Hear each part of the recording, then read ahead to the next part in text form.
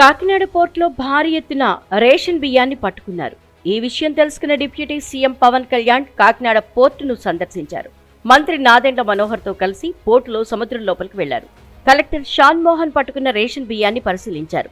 Anchorage port నుంచి టన్నుల కొద్దీ రేషన్ బియ్యం అక్రమంగా రవాణా అవుతూ ఉంటే ఏం చేస్తున్నారని అధికారులపై మండిపడ్డారు పవన్ కళ్యాణ్. స్థానిక ఎమ్మెల్యే వనమాడి కొండబాబుకి సైతం పవన్ కళ్యాణ్ చురకలంటించారు. పోర్టులో అక్రమాలు జరుగుతుంటే మౌనంగా ఉంటే ఎలా అని ప్రశ్నించారు డిప్యూటీ సీఎం పవన్ కళ్యాణ్. అధికారుల తీరుపై డిప్యూటీ సీఎం పవన్ కళ్యాణ్ అసహనం వ్యక్తం చేశారు. దాడిలో దొరికిన బియ్యాన్ని పరిశీలించేందుకు వెళ్లిన తనకు అధికారులు సరిగా సహకరించలేదన్నారు పవన్ కళ్యాణ్. బియ్యం అక్రమ రవాణా ముఠా వేళ్లూనుకుపోయినట్లు కనిపిస్తోందన్నారు.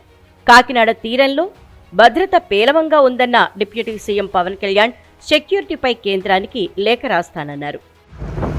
Currently there are 10 ships in Kakinada port right now. Address is just Anchorage port దగ్గర.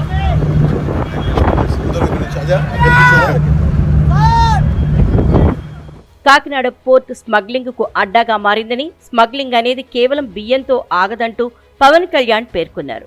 100 కిలోల RDX తీసుకొస్తే పరిస్థితి ఏంటని ప్రశ్నించారు. తాను కాకినాడకు వస్తానంటే రావద్దని కొందరు మెసేజ్లు చేశారని, మంత్రి చెప్పినా చర్యలు చేపట్టడం లేదంటూ అధికారులపై మండిపడ్డారు. డిప్యూటీ సీఎంగా ఉన్న తనకే అధికారులు సహకరించడం లేదన్నారు. ఏపీ గంజాయికి అడ్డాగా మారిందంటూ ఫైర్ అయ్యారు.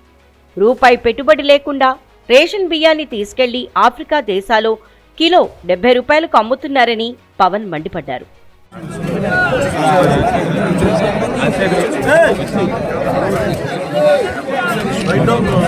చెప్తారు